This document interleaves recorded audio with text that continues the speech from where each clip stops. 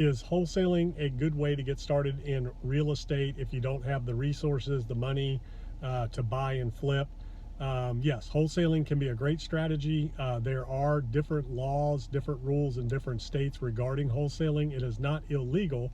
What wholesaling is the assignment of a contract.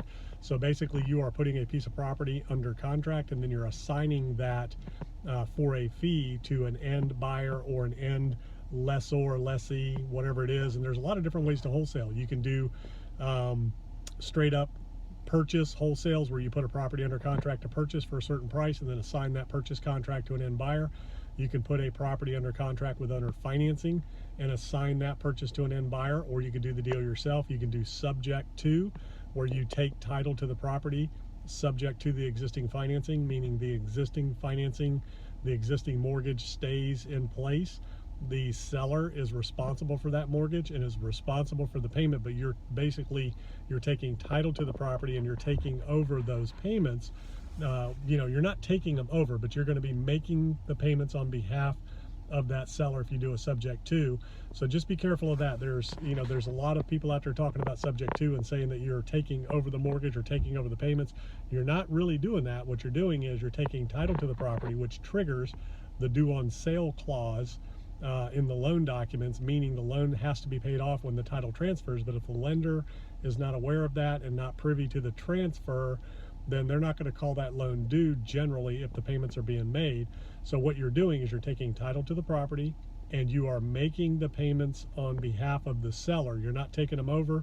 You're not taking the loan over. You're not taking the payments over. That would be a loan assumption, and that's a whole different can of worms. So wholesaling, you can wholesale a lease option. You can put a property under contract, rent to own, lease with the option to buy, and you can assign that contract to an end buyer, lease option buyer, rent to own buyer for a fee. So there's a lot of different ways that you can wholesale real estate and businesses, not just real estate and other things of value.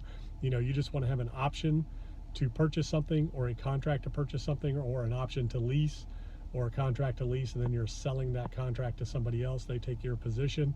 It works in the stock market. People trade options and futures all the time. So it's kind of the same thing. The key is, however, you need to know who your buyers are and you need to know what they're looking for. Then you go shopping and you find it. So a lot of people think, hey, all you got to do is find a good deal and the buyers and the money will be there. That's not always the case, because a lot of people will just wait you out. So what you want to do is you want to build a quality buyers list. You want to have a handful of really good solid buyers that you know are cash buyers that you know are going to take the property down. Then you go shopping. You find properties in the areas that they're looking for, the types of properties they're looking for, and you get them under contract and you assign those properties to the investors. So yes, that can be a great way to get in the business, but the key is you got to have the right investors behind you ready to close on those transactions so that you can focus on finding the deals, negotiating good prices, and helping the investors with deal sourcing.